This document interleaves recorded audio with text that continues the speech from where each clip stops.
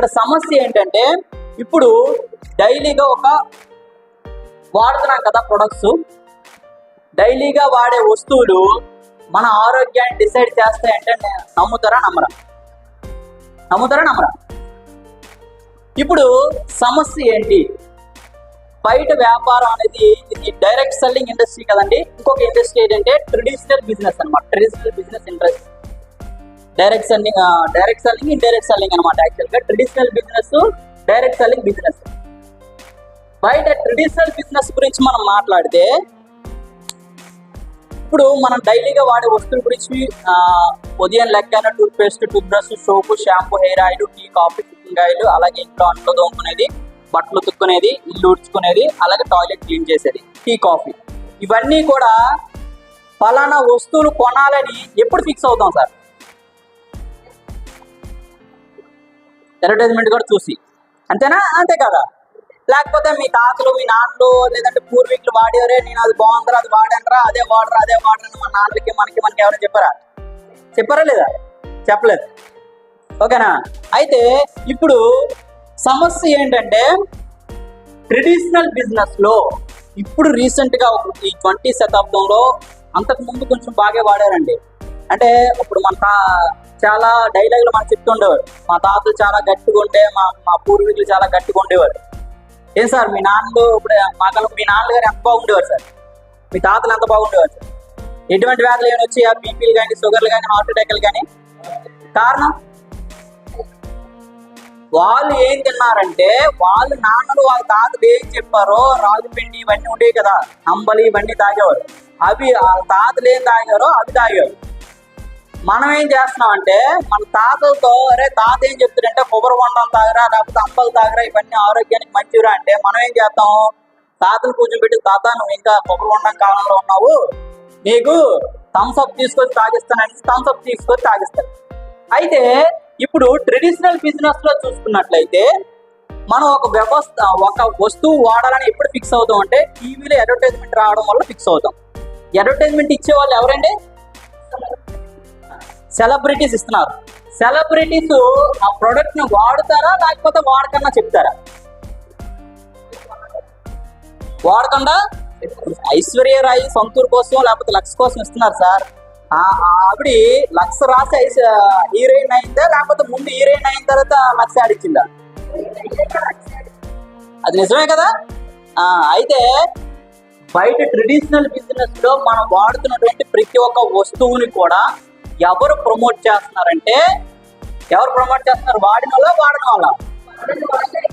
Okay, ఇది clarity ఉంది కదా. టీవీల్లో వచ్చేది అందరూ కొనాలనేది చాలా 100% రాంగే. ఎందుకు అని చెప్తాను చూడండి.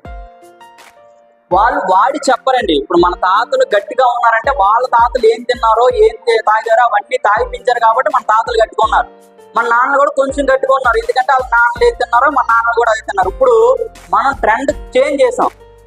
వాళ్ళు తినేవి కాకుండా మనం బయట ఫాస్ట్ ఫుడ్లు చాలా ఉన్నాయండి, ఇవన్నీ కూడా తినడం వల్ల మన ఆరోగ్యాన్ని ఖరాబ్ చేసుకుంటాం.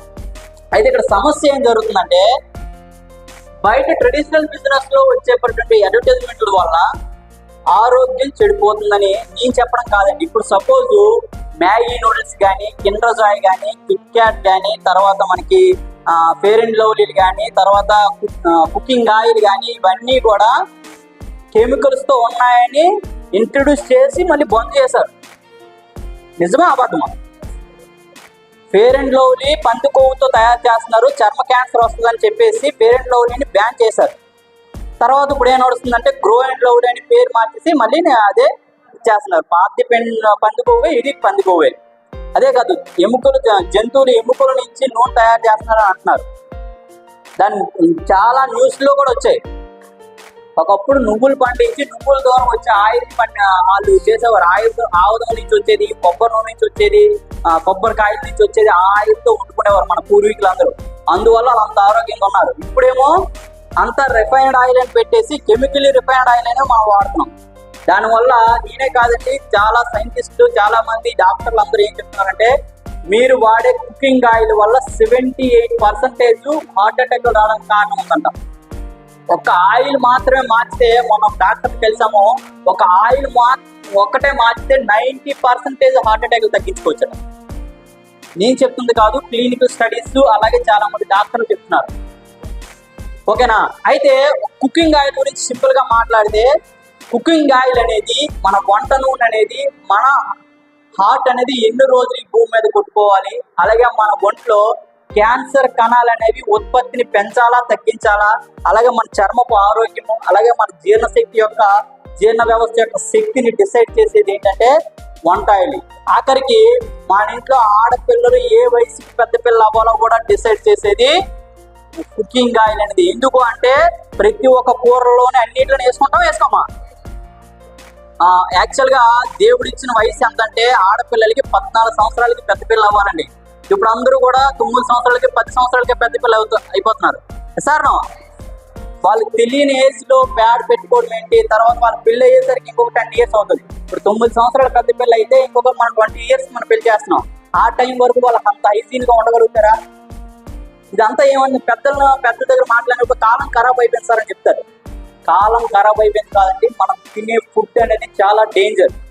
ఇక్కడ సమస్య ఏం జరుగుతుందంటే, ఇప్పుడు కరోనా వచ్చి చనిపోతే, యాక్సిడెంట్ అయి చనిపోతే చాలా ఎక్కువ మంది చనిపోయారని అనే వార్తలు బయట ఎక్స్టెండ్ చేస్తారు. అది కాదండి, డైలీగా మనం వాడుతున్నటువంటి వస్తువుల వల్ల మన బాడీ అనేది కుసించి చనిపోవడం జరుగుతుంది. ఎందుకు అంటే అక్కడ మనకి వస్తువులు అనే క్వాలిటీ ఉండవు.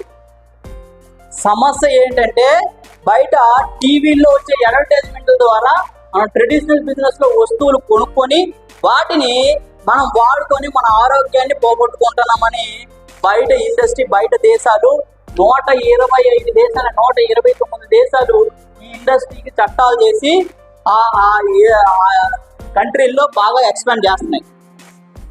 మెయిన్ కారణం ఏంటి, మెయిన్ సమస్య ఏంటి, బయట టీవీల్లో వచ్చేటటువంటి అడ్వర్టైజ్మెంట్ ద్వారా మనం ఒక ప్రొడక్ట్ వాడి మన ఆరోగ్యాన్ని పోగొట్టుకుంటున్నాము. ఇది సమస్య. సపోజ్ ఇప్పుడు ట్రెడిషనల్ బిజినెస్ లో మహేష్ బాబు అంటే సెలబ్రిటీలు యాడ్లు ఇస్తారు. సెలబ్రిటీలు యాడ్లు ఇస్తే వాళ్ళు పుణ్యానికి ఇస్తారా లేకపోతే పైసలు తీసుకుని చేస్తారా? తక్కువ మనలాగా 100 తీసుకుంటారా, కోట్లో తీసుకుంటారా? ఎవరి డబ్బులు సార్ అవి? ట్రెడిషనల్ బిజినెస్ గురించి సింపుల్ గా మాట్లాడదాం. ఓకేనా. కంపెనీగా అంటే ఒక కస్టమర్ గా మనం ఒక 100 రూపాయలు కొంటే ఎక్కడ కొంటామండి? మనం మన దగ్గరికి ఉన్న రిటైల్ షాప్ లో కొంటాం, అంటే మన దగ్గర ఉన్న పాన్ షాప్ లో కొంటాం. అది ఎక్కడి నుంచి వస్తుంది? అదే వాళ్ళకి ఎక్కడికి వస్తుంది? వాళ్ళకి ఎక్కడి నుంచి వస్తుంది అంటే హోల్సేలర్ నుంచి వస్తుంది. ఓకేనా. వాళ్ళు ఎక్కడి నుంచి తీసుకొస్తారంటే డీలర్లు, డిస్ట్రిబ్యూటర్ల దగ్గర తీసుకొస్తారు. వాళ్ళు ఎక్కడి నుంచి తీసుకోవాలంటే సిఎన్ఎఫ్ ఏజెంట్లు, స్టాకిస్టులు, సిఎన్ఎఫ్ ఏజెంట్లు, పెద్ద పెద్ద బడా బాబులు అందరూ కూడా తీసుకొస్తారు. వీళ్ళకి ఎక్కడి నుంచి తీసుకొస్తారంటే మ్యానుఫ్యాక్చరింగ్ కంపెనీ దగ్గర తయారైంది తీసుకొని వస్తారు. యాక్చువల్ గా చైన్ సిస్టమ్ అంటే మీకు సింపుల్ గా చెప్తాను.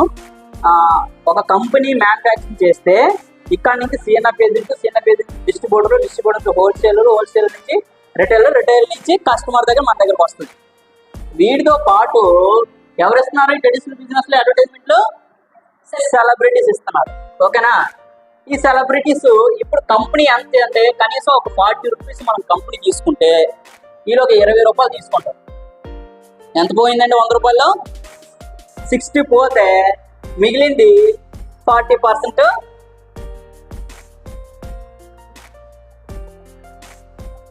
అంటే 70% మ్యానుఫ్యాక్చరింగ్ వీళ్ళందరూ తీసుకుంటే 30% ప్రొడక్ట్ యొక్క క్వాలిటీ అంటే ప్రొడక్ట్ తయారవడానికి మనకు అది పెడతారు అనమాట. ఓకేనా.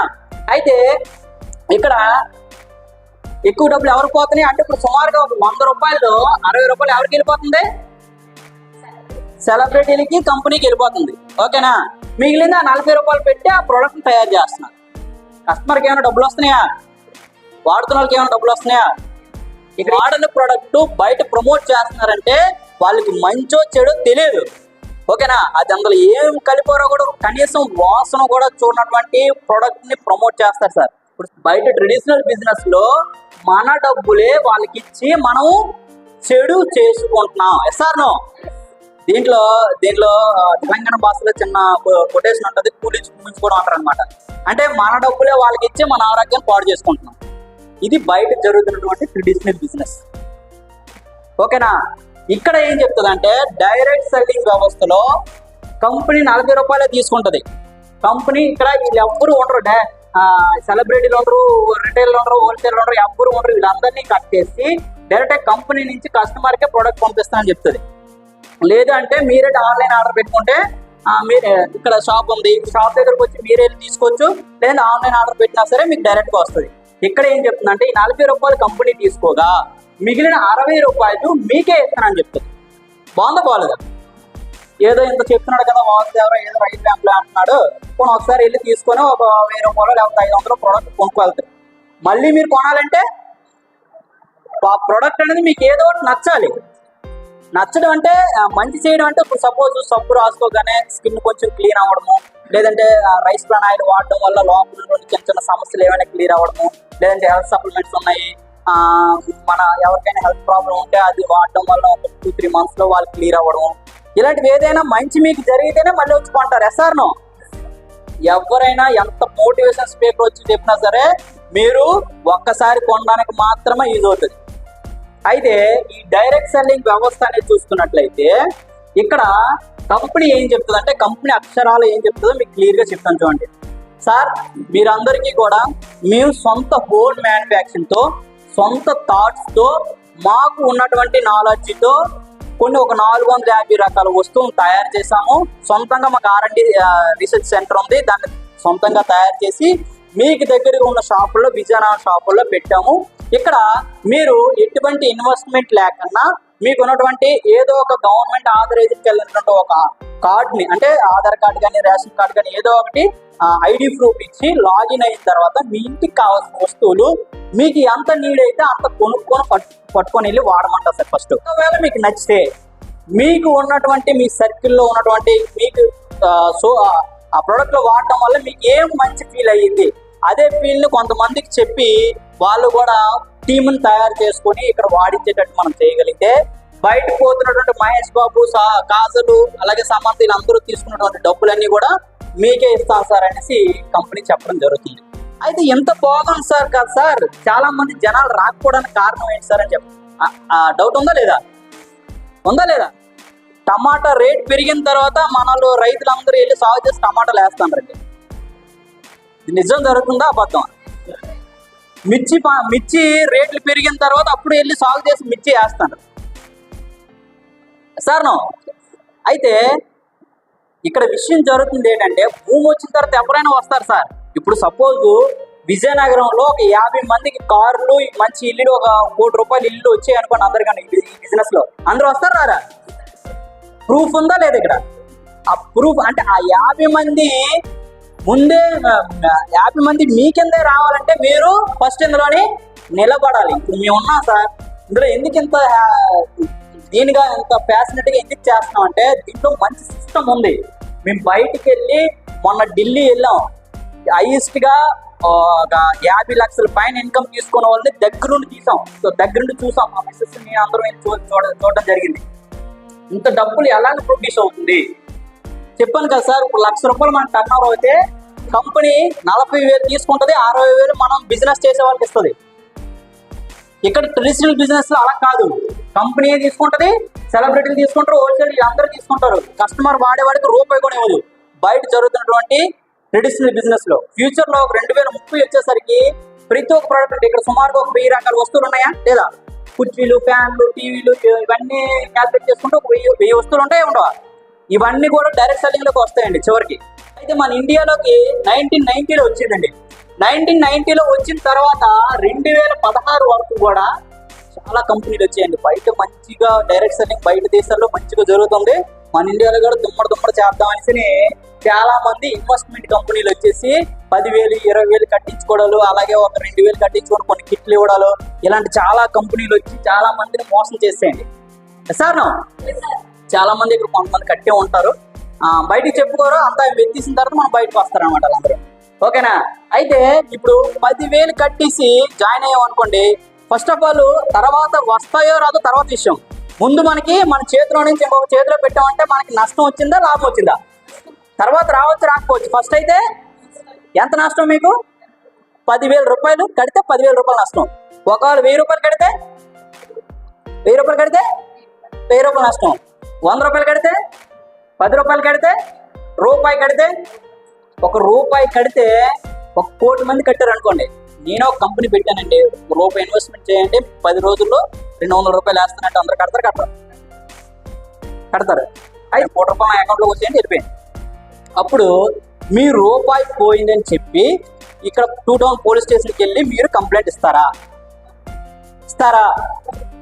కనీసం కంప్లైంట్ రాయడానికి కావాల్సిన పేపర్ ₹2 ఉంటుంది సార్. ఇది జనాల దగ్గర ఉన్నటువంటి అమాయకత్వం. దీన్ని బయట ఉన్నటువంటి బిజినెస్ మ్యాన్లు అందరూ కూడా క్యాచ్ చేసుకొని 1990 నుంచి 2016 వరకు చాలా కంపెనీలు వచ్చి డబ్బులు ఎత్తించుకొని చివరికి వాళ్ళ పిల్లం దగ్గర పుస్తులు కూడా తాకట్టు పెట్టి కూడా డబ్బులు కట్టి 1,00,000 2 లక్షలు కట్టిన చాలా మంది ఉన్నారండి. నాకు తెలుసు చాలా మంది ఉన్నారు. అంటే ఇక్కడ లేరు, బయట ఉన్నారు. తర్వాత చివరికి పోయిన తర్వాత ఎవరికి చెప్పుకోకన్నా సైలెంట్గా ఉన్నారు కూడా ఉన్నారు. ఇది ఇన్వెస్ట్మెంట్ మనీ సర్క్యులేషన్ అనేది ఎక్కడా లేదు. ఓకేనా? మనీ సర్క్యులేషన్ ఎక్కడా లేదు. దాన్ని ఎప్పుడో బ్యాన్ చేస్తారు. ఇప్పుడు సపోజ్ ఊర్లో కూడా చీటీలు వేస్తున్నారు కదా, ఒకవేళ వేరే ఊరు వచ్చి మన ఊర్లో వచ్చి చీటీలు వేసాడు అనుకోండి, వేసిన ఫస్ట్ రోజే అందరూ కట్టేశారు. ఒక 20 లక్షలు 30 లక్షలు అయింది అడుగుని వెళ్ళిపోయాడు అనుకోండి, మీరు ఎక్కడికి వెళ్ళి కంప్లైంట్ ఇచ్చినా రూపాయి కూడా ఆయన పీకేది ఏమి ఉండదు. గవర్నమెంట్ చెప్తుంది, పోలీసులే చెప్తారు, అది మీరు కట్టడం చట్టరీత్యా నేరం అని. ఓకేనా? మనీ సర్క్యులేషన్ అనేది 2013లోనే మనకు బ్యాన్ చేస్తారండి. ఓకేనా? అయితే మనకు ఉన్నటువంటి జనాల్లో ఉన్నటువంటి అమాయకత్వం ఏంటి? డబ్బులు కట్టడం, పోయిన తర్వాత ఎవరికి మనం చెప్పుకోకూడదు. ఇది క్యాచ్ చేసుకొని చాలా మంది బిజినెస్ మ్యాన్లు 1990 నుంచి 2016 వరకు చాలా కంపెనీలు వచ్చాయి, ఎత్తిసాయి. చాలా మంది చాలా మనీ సర్క్యులేషన్ అని, పిరమిడ్ స్కీమ్ అని అవన్నీ వచ్చాయి. ఇవన్నీ ఎత్తడం జరిగింది. అయితే 2016 సెప్టెంబర్ 9వ తేదీ నాడు మనకి అప్పుడు ప్రధాని ఇప్పుడు ప్రధాని ఒకలేనండి. ఎవరు?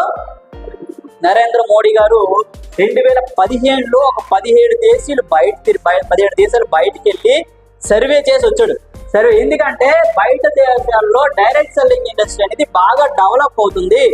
ఇంత బాగా డెవలప్ అయినటువంటి ఇండస్ట్రీని మన ఇండియాలో 1990లోకి వచ్చిన తర్వాత ఎంత బాగా స్మాష్ చేస్తారని చెప్పేసి బయట అన్ని కంట్రీలో తీసుకొచ్చి ఆ రూల్స్ తీసుకొచ్చి ఒక 13 పేజీల గైడ్ లైన్స్ అనేది ఇవ్వడం జరిగింది సార్. డేట్ ఎప్పుడు?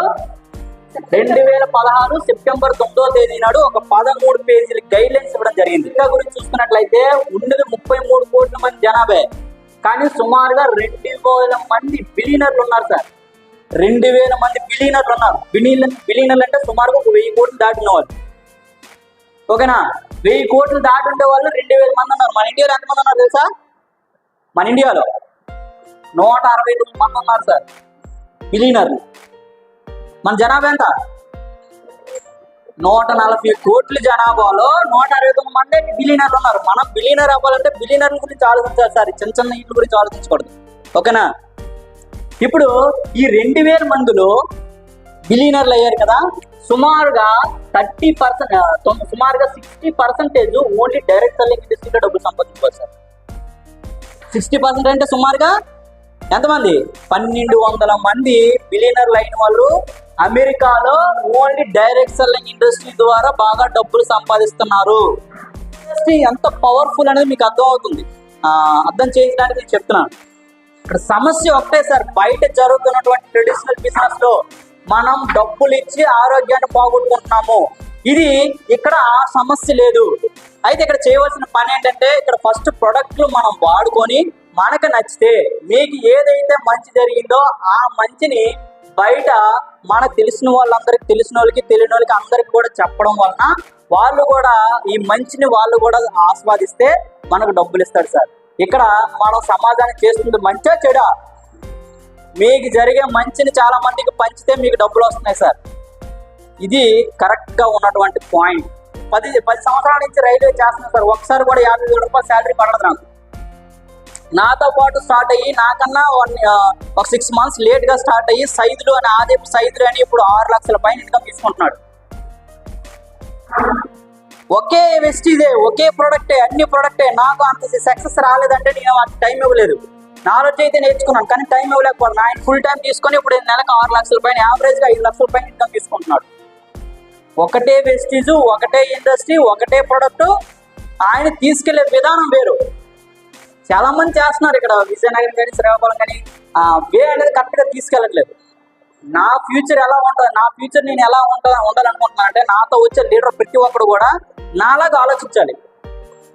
ఇండస్ట్రీ మీద ఆలోచన విధానం మారాలి సార్. ఇప్పుడు మన ఆలోచన విధానం మారితే మన ప్రెజెంటేషన్ విధానం మారుతుంది. Yes or no? ఓకేనా? అయితే ఇవన్నీ మనం సాధించాలంటే మనకు కావాల్సింది మన నడక, నడవడిక, ప్రవర్తన, పనితీరు, అలాగే ఆలోచన విధానం ఇవన్నీ కూడా చేంజ్ చేసుకోవాలి సార్. ఇప్పుడు మనం బిలియనర్ల గురించి నేను ఆలోచిస్తున్నాను. బిలియనర్లు ఎలా ఆలోచిస్తారు, డబ్బు పట్ల ఎలా ఆలోచిస్తారు, ఆ విధంగా నేను ఆలోచిస్తే బిలియనర్ అవుతాను. లేదంటే మన ఇక్కడ ఏదో పని చేసుకునే వాళ్ళ తయారవుతాను. Yes or no? ఓకేనా? 2016 సెప్టెంబర్ 9వ తేదీ నాడు 13 పేజీలు గైడ్ లైన్స్ ఇచ్చాడు కదా. అది ఇచ్చిన తర్వాత కొంతమంది బడాబాబులు ఉన్నారు కదా, బాగా ఫేక్ చేసిన వాళ్ళు, అరే ఇంతకు ముందు మనకి డైరెక్ట్ సెల్లింగ్ మనకి రూల్స్ లేవు, రూల్స్ వచ్చాయని ఇంకా ఎక్కువ చేయడం జరిగింది. అప్పుడు 5,000 కట్టించుకున్న వాళ్ళు 50,000, ₹1,00,000 కట్టించుకున్న వాళ్ళు కూడా రీసెంట్ గా కట్టిన వాళ్ళు ఉన్నారు. మా ఫ్రెండ్ ఒకడు 50 లక్షలు కట్టించి అందరితో మాటలు పడుతున్నాడు. 2016 తర్వాత ఇంకా చాలా రిచ్ పోయారు సార్ ఈ బడాబాబులు అందరూ. ఎక్కువ డబ్బులు ఇన్వెస్ట్మెంట్ చేయడం జరిగింది. అప్పుడు గవర్నమెంట్ అనేది ఒక వండర్ఫుల్, ఒక పవర్ఫుల్ బిజినెస్ ఆపర్చునిటీ, ఒక పవర్ఫుల్ ఇండస్ట్రీ, దీన్ని ఎవరు కూడా రాంగ్ రూట్ లో పట్టించకుండా ఉండాలనేసి ఇంకొక డేట్ చెప్తున్నాను, 2023 జూన్ 21వ తేదీ నాడు ఇంకొక చట్టం చేయడం జరిగింది. భారత్ గెజెట్ అనే ఒక చట్టం చేయడం జరిగింది సార్. పూర్తిగా ప్రతి ఒక్క రాష్ట్రానికి కూడా డైరెక్ట్ సెల్లింగ్ సంబంధించిన ఒక కమిటీ ఉండాలి. ప్రతి ఒక్కరు కూడా, ప్రతి ఒక్క సీఎంలు కూడా దీన్ని ప్రోత్సహించి డైరెక్ట్ సెల్లింగ్ బాగా చేయాలని అందులో రూల్స్ ఇవ్వడం జరిగింది. ఓకేనా? ఇప్పుడు 2023 జూన్ 21 ఇవ్వడం జరిగింది. ఇది వచ్చిన తర్వాత చాలా కంపెనీలన్నీ మూసుకుని పోయాయి సార్. ఓకేనా? వ్యవస్థ ఎప్పుడు కూడా 100% జెన్యూన్ ఉంటుంది సార్. ప్రతి ఒక్క వ్యవస్థ కూడా 100% జెన్యూన్ ఉంటుంది. ఈ విషయం చెప్పవలసిన అవసరం లేదు సార్. డైరెక్ట్ సెల్లింగ్ అనేది ఫ్యూచర్ ఆఫ్ ఇండియా. ఇది ఇంక తిరిగిలేదు. ఇంకొక సంవత్సరం తర్వాత ఇది చాలా పెద్ద స్థాయిలోకి వెళ్ళిపోద్ది. ఇప్పుడు మనం 10 సంవత్సరాలు 15 సంవత్సరాలు చేస్తున్నటువంటి శాలరీ అక్కడ ఒక 6 నెలల్లో 7 నెలల్లో వచ్చేస్తుంది. మంచి చేసి మనం సంపాదిస్తున్నా సార్. ఈ మంచి కానీ మీకు కనెక్ట్ అయితే ఈ బిజినెస్ ని ఎప్పుడు వదలరు. ఏం చేస్తున్నా ఇక్కడ మంచిగా చెడా మీరు వాడుతూ ప్రొడక్ట్లు వాడి మీకు జరిగినటువంటి మంచిని చాలా మందికి షేర్ చేయడం వల్ల డబ్బులు వస్తున్నాయి. ఓకేనా? అయితే ఇది ఇండస్ట్రీ యొక్క పవరు. అయితే ఇందులో డబ్బులు సంపాదించే వాళ్ళు చాలా మంది ఉన్నారండి. మన ఇక్కడే చాలా మంది వైఫ్ అండ్ హస్బెండ్, ఇప్పుడు చెప్పారు కదా వనిత మేడం గారు, వైఫ్ అండ్ హస్బెండ్స్ చాలా ప్యాషనెట్ గా వర్క్ చేస్తున్నారు. అలాగే ఇందులో అచీవ్ చేసిన వాళ్ళు చాలా మంది ఉన్నారండి. ఇప్పుడు ఒక 2,000 రూపాయలు రెంట్ కట్టిన వ్యక్తి ఇప్పుడు నెలకి 13 లక్షల పైన ఇన్కమ్ తీసుకుంటున్నాడు. ఒకప్పుడు ఒక 4 సంవత్సరాల క్రితం ఎంఎస్ఆర్ అని ఆయన పేరు, ఎంఎస్ఆర్ అసోసియేషన్ అంటే యూట్యూబ్ లో కొన్ని వేల వీడియోలు వస్తాయి. ఆయన ఒక 4 సంవత్సరాలు 2018లో 2019లో ఒక 2,000 రూపాయలు రెంట్ కట్టుకోలేని వ్యక్తి ఇప్పుడు 5 కోట్లు పెట్టి హైదరాబాద్ లో ఇల్లు కడుతున్నాడంటే పవర్ఫుల్ ఇండస్ట్రీయా, చాలా చిన్న ఇండస్ట్రీయా? సరే గట్టిగా మనం క్లాప్స్ కొడదామా? సొంత అంటారు, అరే యామే మొన్న వచ్చింది పోయింది, ఇప్పుడు వెస్ట్ జాబ్తో పోతుంది అని అంటారు. ఇండస్ట్రీ ఎంత లోపలికి ఎవరు వెళ్ళదు సార్. యామే యొక్క రూల్స్ ఏంటనేది ఎవరు స్టడీ చేయడు. జాయినింగ్కే ఒక 5,000 కట్టాలి. 5,000 కట్టడం వల్ల మీకు ప్రొడక్ట్ ఇస్తాడు. అది కూడా ఫ్రాడ్ కాదు. కాకపోతే ఏంటంటే మన ఇండియన్ లా ప్రకారం జాయినింగ్ రూపాయి కూడా కట్టుకోకూడదు. జాయినింగ్ ఫ్రీ ఇవ్వాలి మన లా ప్రకారం. ఫ్రీగా జాయిన్ అయిన తర్వాత మీకు ఎంత నీడైతే అంత వాడుకొని దానికి జరిగే మంచిని చాలా మందికి షేర్ చేయడం వల్ల డబ్బులు ఇవ్వాలి. అది యాక్చువల్గా ఇండియన్ లా ప్రకారం. ఇప్పుడు గైడ్ లైన్స్ కూడా వచ్చాయి. గైడ్ లైన్స్ లో పిరమిడ్ స్కీమ్లు ఇవన్నీ కూడా అవన్నీ ఎత్తేయడం జరిగింది అనమాట. ఇంత లోతుగా ఎవరు స్టడీ చేయరా? మొన్న యాప్ వచ్చింది, ఈరోజు ఎస్టీ వచ్చింది పోతుందని చెప్తారు. ఇదంతా మహా అయితే 5 నెలలు 6 నెలలు ఉంటుంది అంటారు. కానీ ఇండస్ట్రీ ఎంతో లోతుగా ఎవరు స్టడీ చేయడు. స్టడీ చేశాం కాబట్టి ఫ్యూచర్లో నా ఎయిమ్ కూడా చెప్తాను, ఒక 100 మందిని కోటీసులు తయారు చేయాలి సార్. రైల్వేలో చేయగలుగుతాం. నేనే కోటీసులు అవుతాను అవునో తెలీదు. రిటైర్ అయ్యేసరికి ఒక ₹1 కోటి 2 కోట్ల నా ఆస్తి అంతా ఉంటుందేమో నాకు తెలిసి. కానీ ఇందులో ఒక 5 years కరెక్ట్గా కష్టపడగలిగితే ఒక 100 మందికి ₹1,00,000 వచ్చేటట్టు నేను తయారు చేయగలిగితే నా ఇన్కమ్ అనేది ₹1 కోటి ఉంటుంది సార్. అది నా జీవిత ఎయిమ్ అనమాట. వాళ్ళందరికీ ₹1 కోటి సంపాదించే వాళ్ళందరికీ కూడా కోటీసులు తయారు చేయాలి. అది నా లైఫ్ అంబిషన్. ఇంకోటి ఏంటంటే మా టీం అందరితో కలిపి, మా టీం అంతా కూడా సహాయంతో వీలైతే అందరి టీములతో కలిసి ఒక అనాథ ఆశ్రమాన్ని పెట్టేసి ఒక 500 మందికి నేనున్నా లేకపోయినా సరే వాళ్ళ జీవితాంతం ఫుడ్ పెట్టి ఆశ్రమాన్ని ఇవ్వాలని నా ఆలోచన అనమాట. అది నా లైఫ్ అంబిషన్స్.